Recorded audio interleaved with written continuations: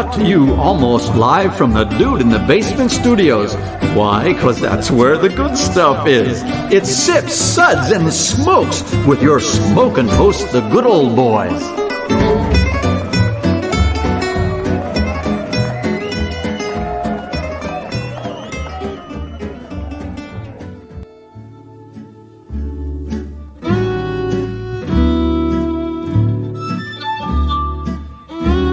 Suds, Suds, Suds. It's time for more Suds.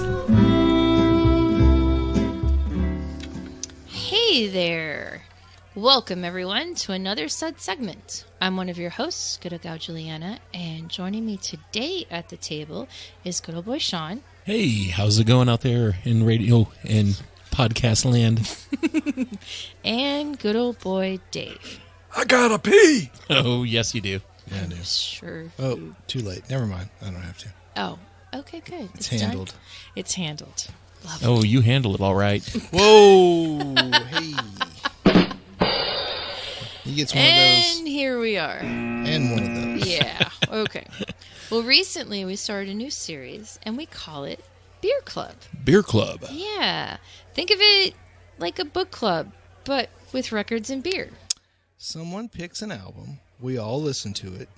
Then we each pick a beer we think pairs well with it. Now we'll sit around and each of us will share our beer and talk about why we think it pairs well with the album. Good old Gal Julieanna, since you picked the album, why don't you tell us all about it? Okay. So, that was my excited. Too much information. Whatever. So today's record is by Sinéad O'Connor, and it's called The Lion and the Cobra. It was released November 4th, 1987, though sadly I don't remember getting to the States until 1988. I'll get to that in a minute. It was recorded in London, which I thought was really interesting, and it has quite a few songs on it, but Lion and the Cobra was a debut album by Sinéad O'Connor. For those of you that don't know her, she is an Irish singer. Who does not like for the Pope. She definitely does not like the Pope. Well, yeah, we'll get to that in a minute. So, it was released by Ensign and Chrysalis Records. Man, remember Chrysalis? Yeah, They yeah. used to, yeah. So she recorded this record while in the later stages of pregnancy with her first child. And for anyone that has listened to this record, I think that is a friggin' testament, because she does some kind of screaming on here that, you know, She to mimic the sounds of childbirth. Anyways, the title of the record is from Psalm 91.13, You Will Tread Upon the Lion and Cobra. And the track Never Get Old opens with an Irish language recital on Psalm 91 by singer Enya, which I thought was really cool. It's kind of hard to listen to that at first, but I actually got into it right always away. found it hard to listen to Enya. Oh, you don't find it hard to listen to Enya? I always find it hard to listen to Oh, Enya. she's so freaking pleasant. And then I fall asleep like a minute into it. It's too relaxing. Okay, fine. The photograph of Sinéad on the album cover was taken. Filthy. No, it's not filthy. She's bald. She's wearing a t-shirt, like a tank top. I think I have It's a not- different photo. Never mind. Sorry. Okay. Never mind. That's a different show. Yeah. Okay. So the album cover was taken by Hazy Fantasy. Hazy Fantasy. Yes. Thank you. I did not know that. Oh, Hazy Fantasy, the band, Kate Garner. Okay. Yeah. Yep. Gotcha.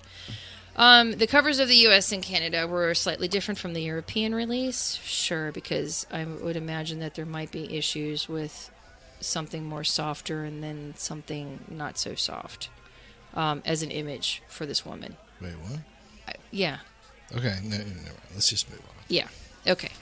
So the first single peaked at number 8 in the Netherlands and 12 in Belgium, and it was not a hit in Britain when it was released. However, the second single, Mandinka, which is, I think, if anyone does know anything about this record, that's probably the song Yeah. that would appeal to, or That's the song that you would jog the find on memory. a compilation. Poppy. Yeah. Yeah, exactly. It was a mainstream pop hit in the UK, peaking at 17 in the singles chart in February of '88, and then it reached 6 in her native Ireland.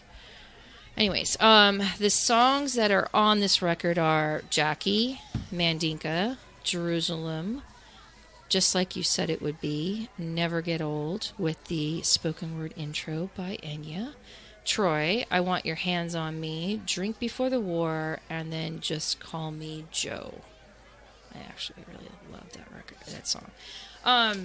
So what really, in thinking about a record to listen to, I mean, Sean can attest that both he and I have a nice record collection, and we do enjoy music a lot. Yes, absolutely. Yeah, and what I love about music is that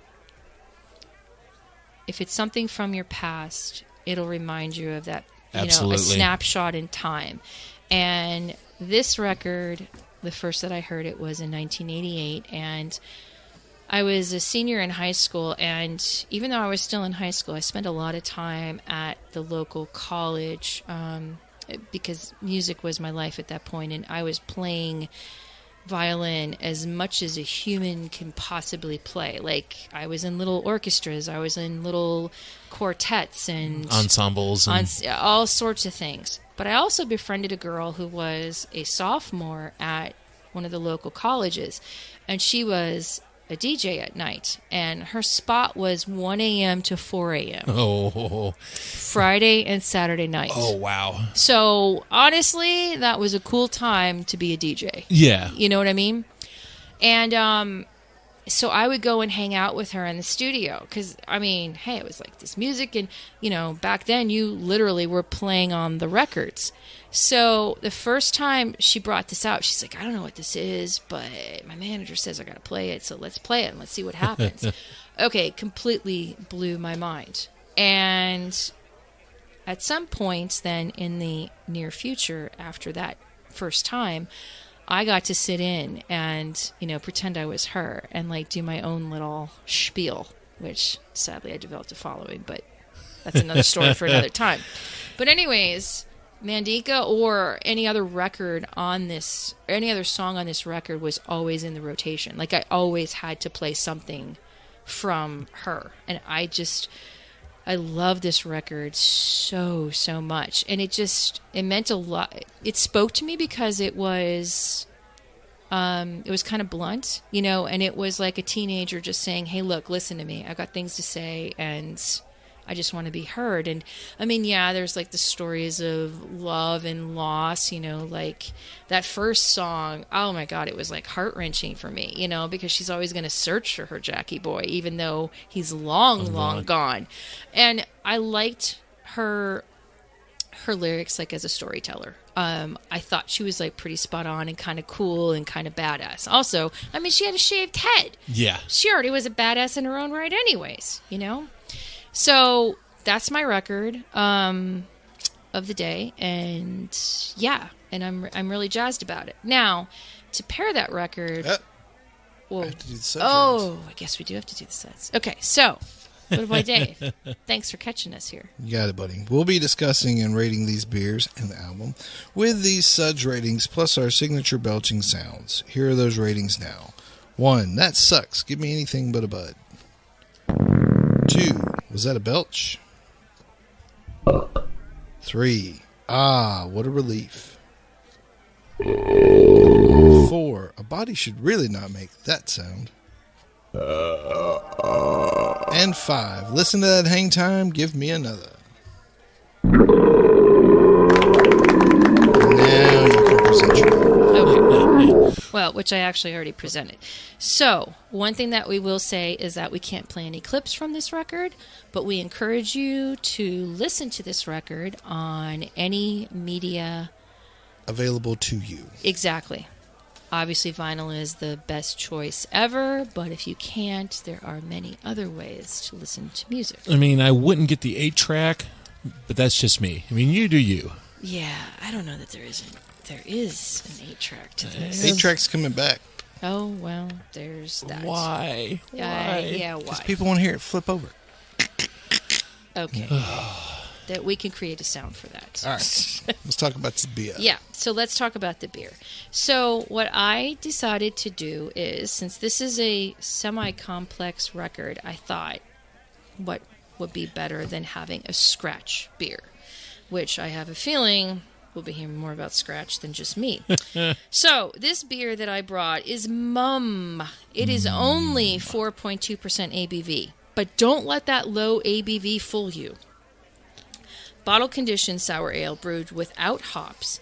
It's bittered and flavored with sage, basil, lemon thyme, rosemary, and lavender from Scratch's garden, and fermented with their wild house mix culture. And this thing is absolutely gorgeous to behold. This is a 2018 Mumm, and it's Scratch Brewing in Ava, Illinois. Thank you.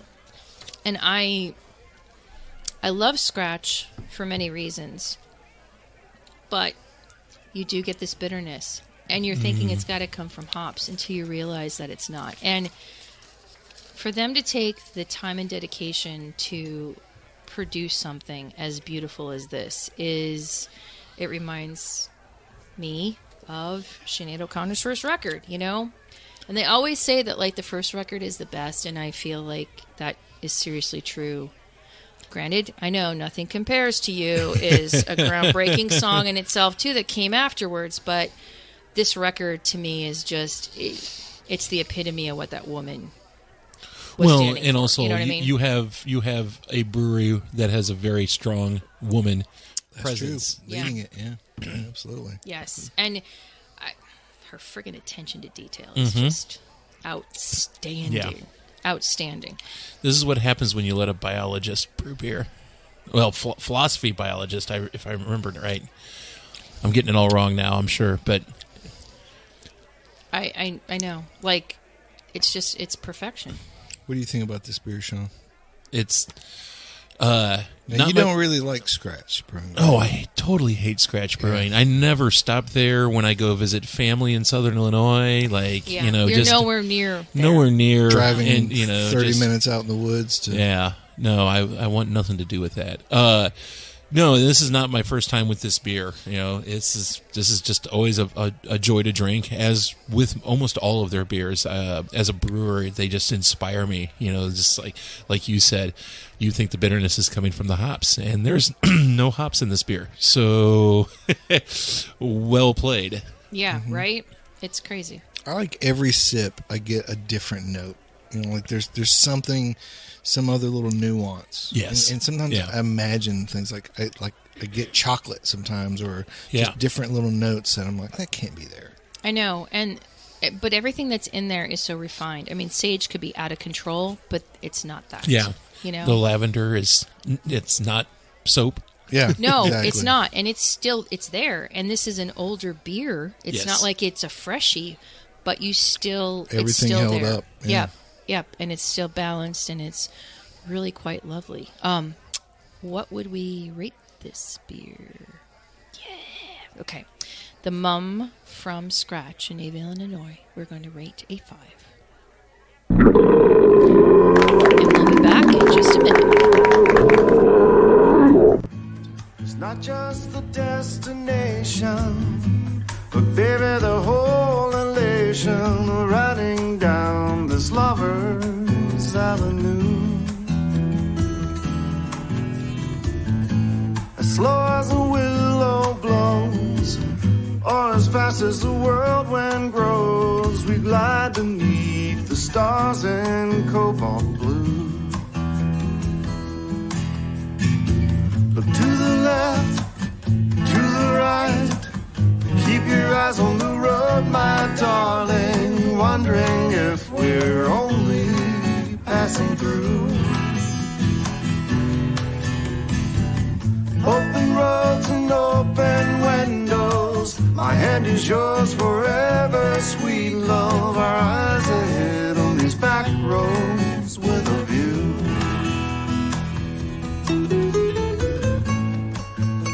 Welcome back, everyone.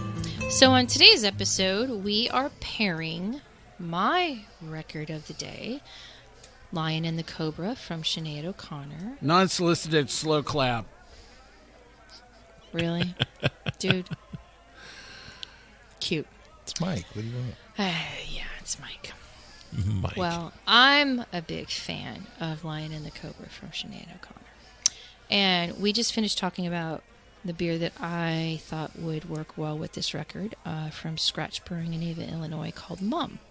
Now, let's move on to good old boy Sean. What did you bring today? Well, before we get to that, do y'all remember Phil Hartman playing Frank Sinatra on Saturday Night Live?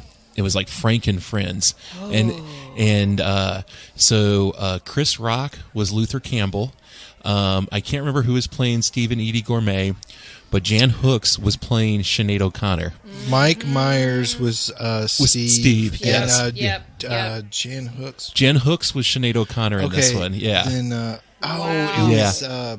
So I can picture the... So the problem I have ever since that skit is every time I hear the name Sinead O'Connor, I just hear Phil Hartman going, Skinhead O'Connor.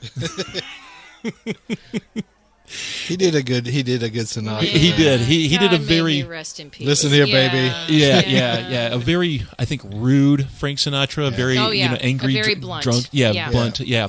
So... I'm not sure exactly how that plays into mine. Unbeknownst to me, I did not know what Julie was going to choose for this episode, and I just cracked open my fridge. Part of me was like, "Well, we could do the obvious thing and bring in an Irish stout, right?" And I was just like, no, let's not. Right. Banned once again.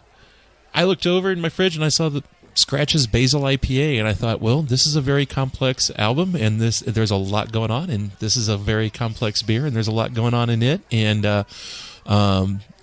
both beer and record are very unique and definitely groundbreaking in their own rights.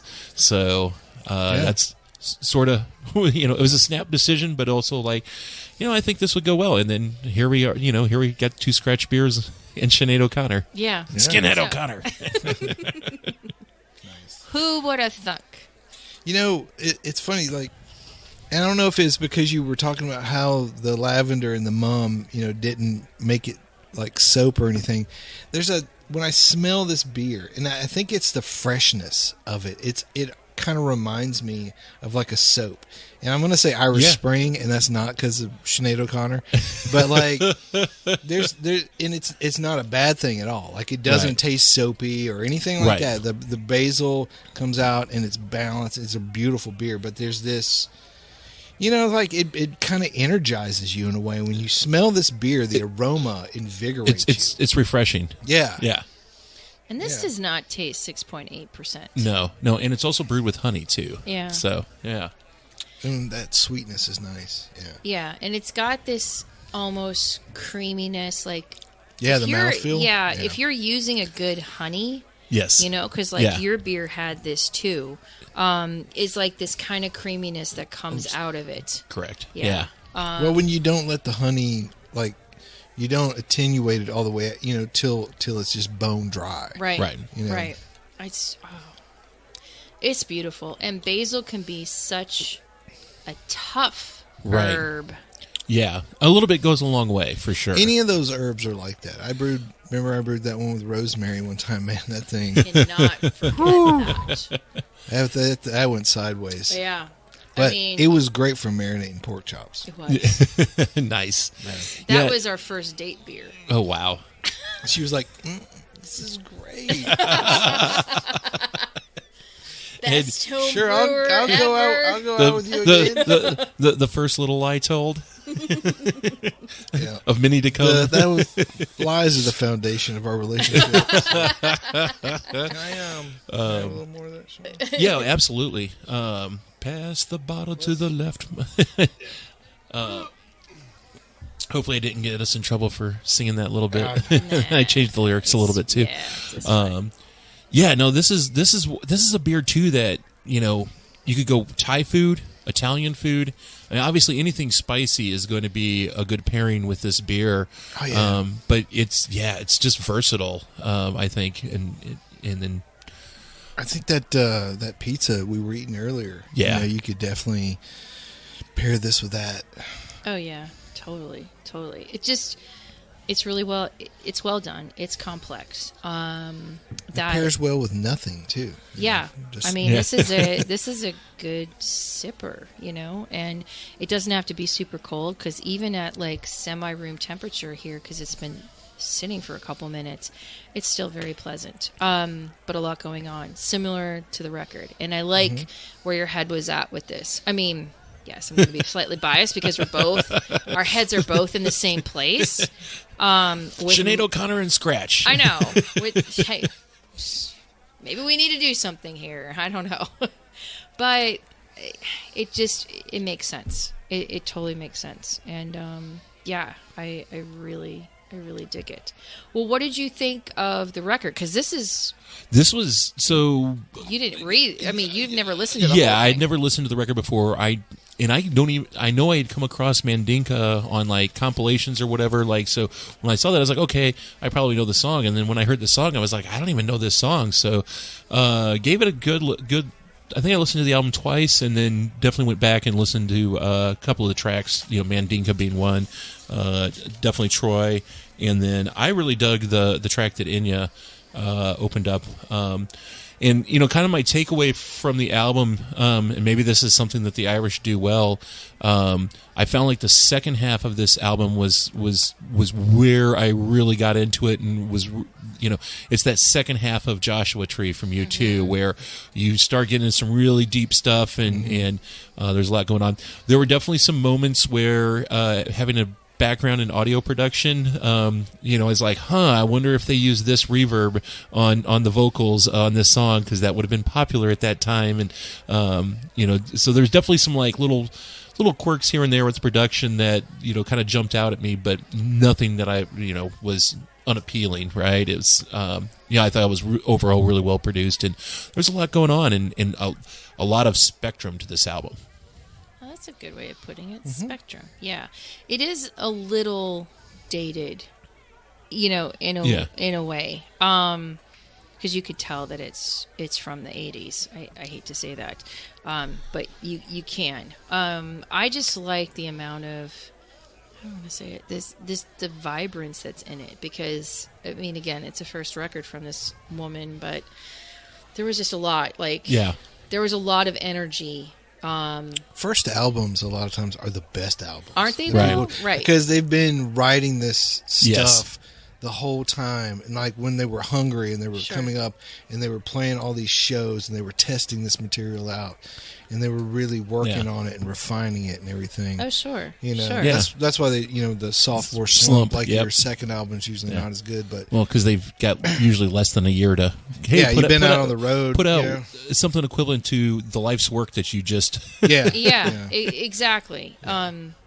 Because leading up to the first record, you have years and years worth of songs that you've been crafting and honing and making making absolutely perfect, and then all of a sudden they tell you, oh yeah, we need a record in 2 weeks, and you're like, just go sit in a hotel room and write these 10 songs. Like the intimacy is gone, and you have to almost like mass produce something very quickly. So that's cool. Well, all right. So Scratch beer number 2. What? Yeah, as if there was a doubt. As if there was a doubt. So the Basil IPA, and I love the fact that basil is the bittering agent in this puppy. From Scratch Brewing, we are rating this one a 5 as well. It's every bit an IPA. Yes, it is. Yeah. It is. Which, I didn't mention that, but the hoppiness of it is it's there. It's so there. And again, it's like the Mumm. Like, it's there. You're trying to wrap, like, your brain's trying to think of what hop it is, but it's not a hop. It's not hop. It's basil. Not a hop. Yeah. Yeah. It's an herb. So it's a gruit, but it's a flat. Yeah, right. Without. Okay. Good old boy Dave. What beer did you bring to the party today? Oh, boy. All right. Here we go. So I brought the Hawley Hefeweizen from Wallenpaupack Brewing Company in Hawley, Pennsylvania. Woohoo! Yay! Hawley, PA. thanks to CBC. That's right. Out of market beers, man. Getting come on. this beer down CBC here. needs to come every year, every month. Right? Every month, yeah. Yeah. So there were a few of us walking around on Wednesday. It was like if this convention went on one more day, we were just going to be off the rails. It was. It was, yeah. One more like super beer event. Ooh. You're like, God, Yeah. dude. Yeah. So much good beer. So much good beer. I wouldn't been able to make the house payment if it'd gone on much longer. I know, right? Eesh. Okay. So I am not a Hefeweizen guy. All right, I do not gravitate towards this style of beer, but when one is well made, I can appreciate it as a beer aficionado or whatever nerdy words you want to call it, an appreciator of well made beer. And so this Sinead O'Connor album is not a style that I normally gravitate towards. However, there are some things that I really enjoyed about it. Now, you talked about it being kind of dated because of the sound. You could tell, like the instrumentation and everything and the drums and the way everything was done, that it was definitely from a period of time. And I actually really like that because it kind of makes me go back to like, where was I around this time, like high school or whatever, and you start thinking about different things that happened back then or something. So even though I'd never heard this album before, I think that that M song, whatever, Mandinka. Yeah, Mandinka, I think I'd heard that one before, and that was actually the song I really liked the most. Even though like I'd never heard it before, the sound of it and the way it was put together brought me back to a point in time that I really enjoyed, and I think there's a lot of value in that, even if it's not a style that you normally go to. Yeah, no, there are definitely songs that the minute I hear them, I can be like, oh yeah, it's like I remember first time hearing Fat Boy's Wipeout was in junior high school. Yeah. I'm there. I am in the gym. And this beer, like I said, I'm not a Hefeweizen guy, but the banana, the clove, it's all there. Yes, it's a pretty well made. It is a well executed Hefe for sure. Yeah. And what I like about it is that it reminds me of Mumm and the Basil IPA. It's really like kind of in the same vein as that. Yeah. You know what I mean? You're getting lots of flavor. Yeah. Lots of flavor and not traditional. Like, this is a very yeast driven beer, where other beers are very ingredient driven in terms of, alternative ingredients. This is a style that the yeast is, you don't have the right yeast for this beer, you're not making a Hefeweizen. None of the beers in this episode were hop driven at all. Right. Yeah. Yep. Well, what shall we rate the Hefe? Yeah, a 5. Okay. Oh, okay. Very good. Yeah.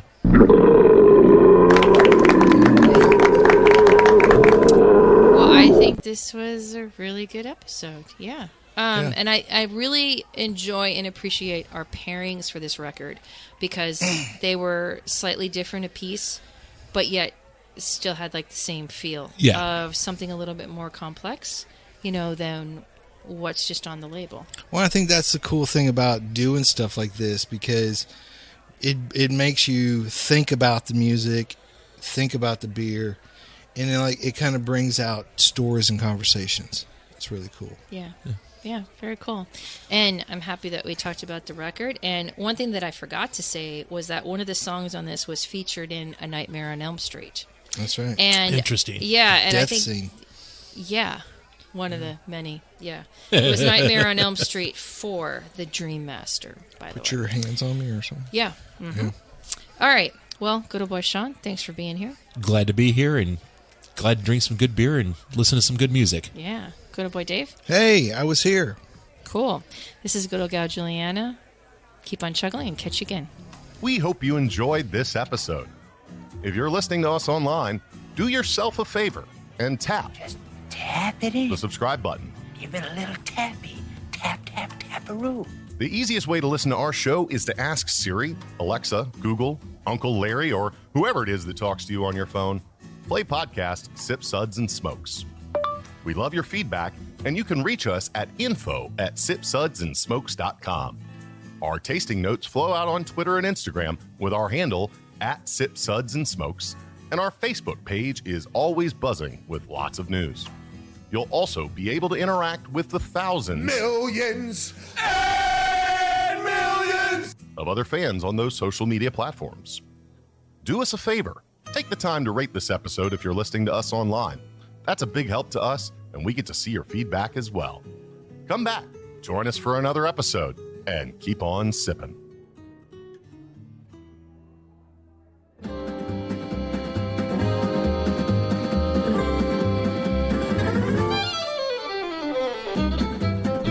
This has been a One Tan Hand production of Sips, Suds, and Smokes, a program devoted to the appreciation of some of the finer slices of life. From the Dude in the Basement Studios, your hosts, the Good Old Boys, will see you all next time.